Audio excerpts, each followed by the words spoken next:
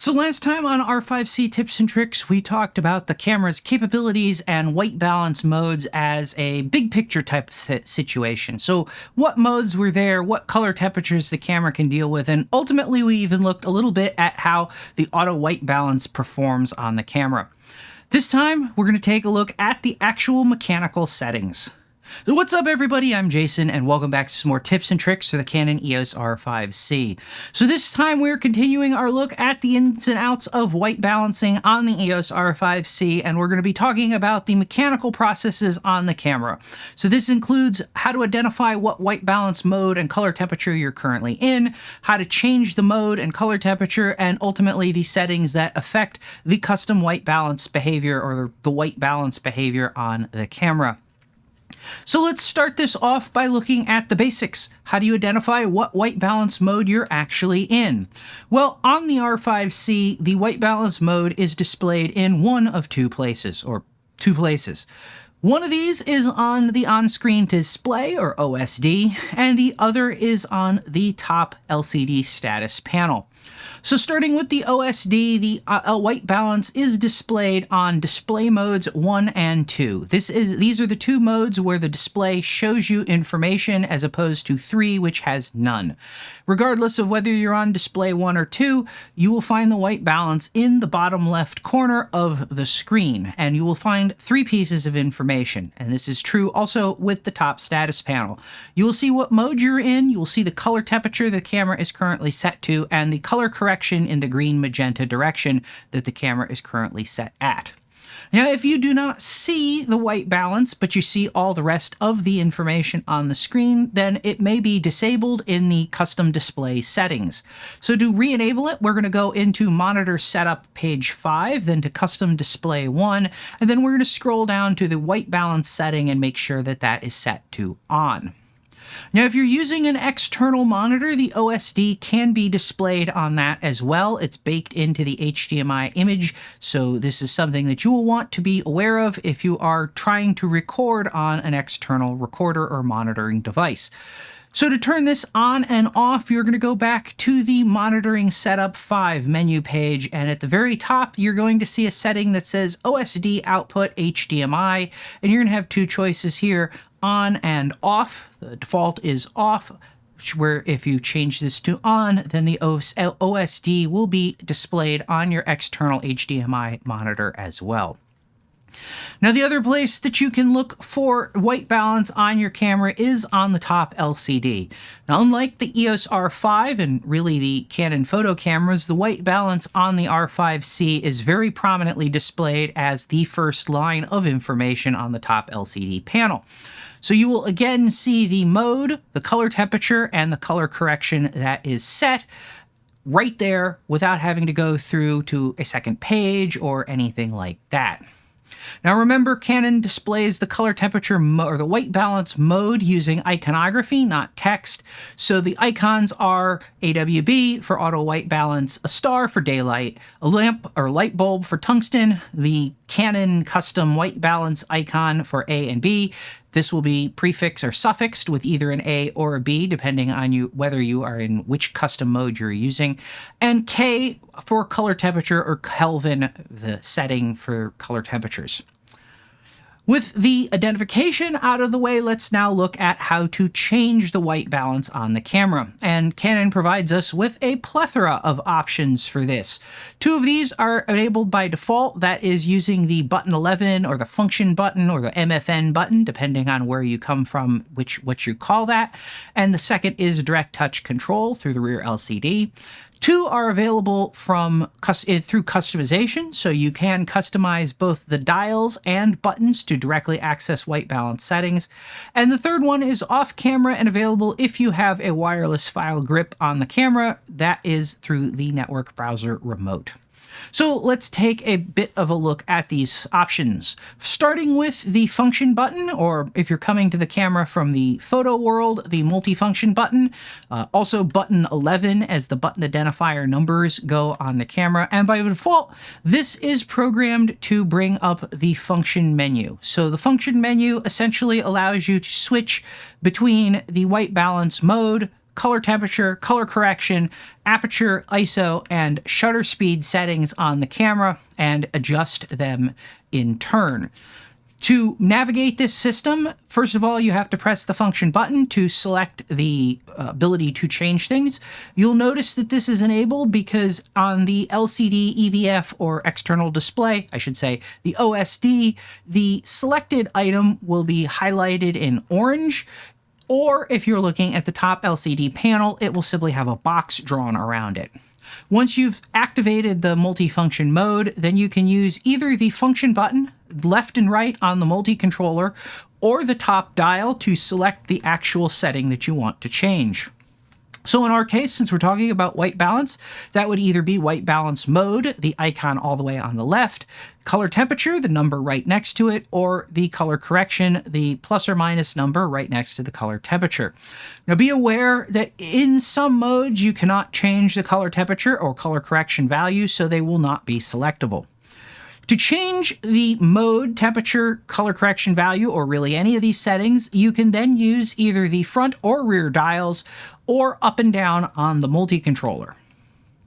The next out-of-the-box way to address white balance settings or change white balance settings is through the direct touch control system. So for this to work, you first have to be on the display one menu. This is the one that will have a direct touch control button or virtual button in the bottom left corner to the left of the white balance. So if you don't see that, press the display button until that shows up. Once that shows up, you can tap that direct touch control virtual button on the LCD and it will make all of the settings across the bottom of the camera boxed in and tappable as buttons. So simply tap the white balance virtual button and then you can make your adjustments from there. The mode will be available on the list to the left-hand side, and then the color temperature and the color correction settings will be available on the right-hand side, again, for the modes that support such changes. So now we get into the things that you have to actually customize the camera to deal with. And the first of these is through direct dial control. So as I said, this is not enabled by default, and this can only be set on 3 of the dial controls on the camera. So you do this through the System Setup 4 menu, and the controls you can select are either the grip control dial, so this is the dial that's right behind the shutter release on the grip of the camera, the top control dial, this is the one on the very top of the camera, or the control ring, this is the RF mount lens control ring, or the control ring if you have a control ring EF to EOS R mount adapter. So for white balance related settings here, you then have 3 options to choose from. White balance mode, turning the dial will simply change the mode the camera is in, so tungsten to daylight to Kelvin to auto white balance, etc. White balance color temperature, so this will change the color temperature that the camera is set to. So if your mode supports changing color temperature, say for example in color temperature or Kelvin mode, turning this dial will just change the color temperature. And white balance color correction, which will change the color correction again only in the modes that support color correction changes. So color temp and color correction will only apply to tungsten, daylight, and Kelvin white balance modes. Now, the final option for changing your white balance settings on the camera is through programmed assignable button functions. The process here is to go to the assignable buttons menu, pick the button you want to change, and then change its function to one of the white balance related settings. You'll find them about halfway down the list. Now, these settings include white balance, which simply selects the white balance mode, and then you are able to change it using the dials on the camera. Set white balance, which again is programmed by default to one of the buttons on the back of the camera next to the viewfinder. This does one of 2 things. So first of all, if you are using either the custom A or B custom white balance modes, then when you press the set white balance button, the camera will set that white balance, or will measure the white balance of the scene that's currently in front of it and set that to that white balance button. There's a whole number of sort of caveats to this, but we will talk about them in more detail in the next video, where I'm actually going to walk through all of the different ways that you can actually use and set custom white balances on the R5C. The other option here is if the white balance mode supports adjustments to color temperature, so tungsten, daylight, or Kelvin, then the set white balance button will automatically select the color temperature adjustment, and then you can use a dial to tune it to what you need. Next, we have the auto white balance lock function. So this simply locks the auto white balance setting. So if you are set to auto white balance and you're in a situation where the white balance is changing, say due to clouds moving in and out of the overhead, then you can hit the auto white balance lock and the camera will not adjust the white balance anymore, even though it is in auto white balance mode. Now the final 6 options that you have here are auto white balance, set A, set B, daylight, tungsten, and Kelvin. Picking any of these and then pressing the button that it's assigned to will cause the camera to jump directly to that white balance mode. So if you have a button set to jump directly to auto white balance, it doesn't matter where you are. When you hit that, the camera will immediately switch to auto white balance. Now, the final way to go about adjusting white balance on the R5, both seeing and controlling it, is through the browser remote functionality.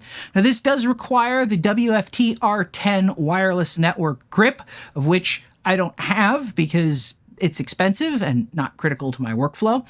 And so I will not be discussing this in any detail, aside from the fact that it is an option that is available. So with changing the white balance out of the way, let's talk a little bit about the settings that you have on the camera that control what it does when you change white balance settings. And in fact, there are 3.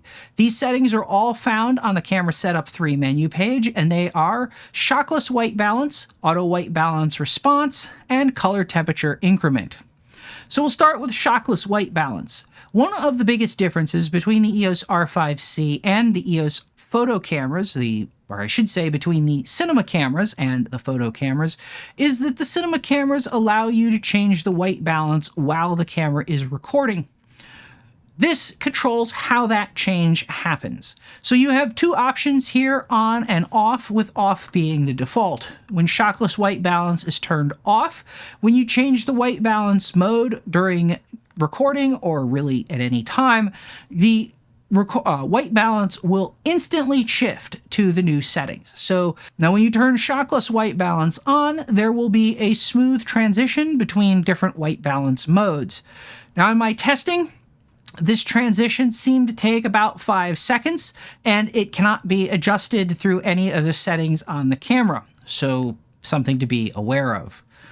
The next option down the list is auto white balance response, and this controls how fast the auto white balance system basically changes white balance. It kind of has 2 side effects. Part 1 is how fast it responds to changes in the scene, and part 2 is how fast the change actually takes place. Now there's 3 options here: high, normal, and low, with normal being the default option on the camera.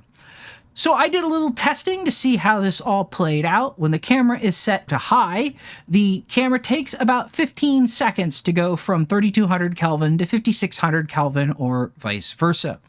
In normal, it takes about 30 seconds to make that same change, and in low, it takes about 45 seconds to make that change. The final setting on the camera is the color temperature increment setting, and this changes which units or increments are used when you are adjusting color temperatures.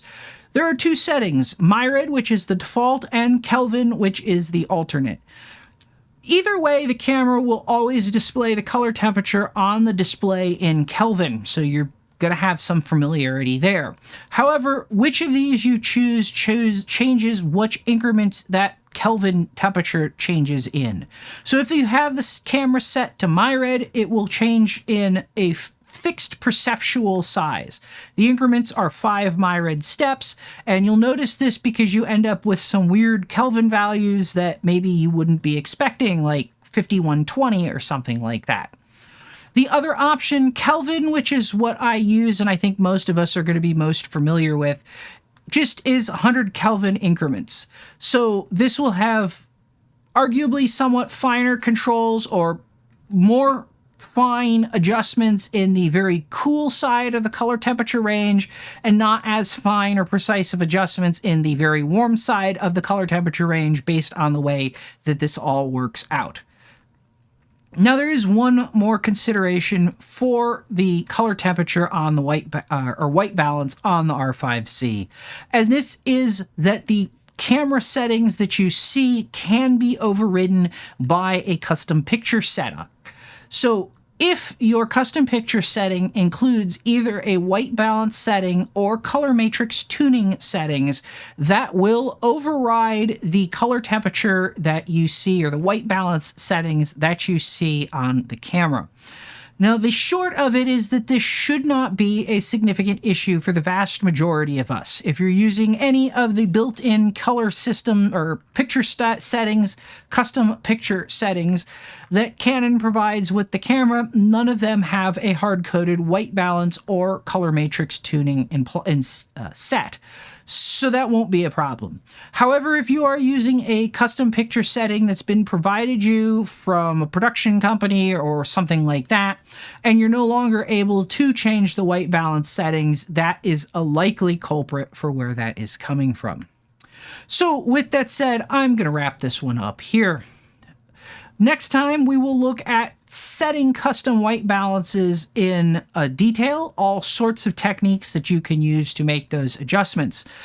So until then, I hope you found this useful or at least interesting. If you did, let me know by hitting that like button. If this kind of thing seems like it might be your kind of thing, please consider subscribing if you're not already. Finally, if you'd like to directly support this channel and future content like this, please consider hitting that thanks button if you can. It really does help.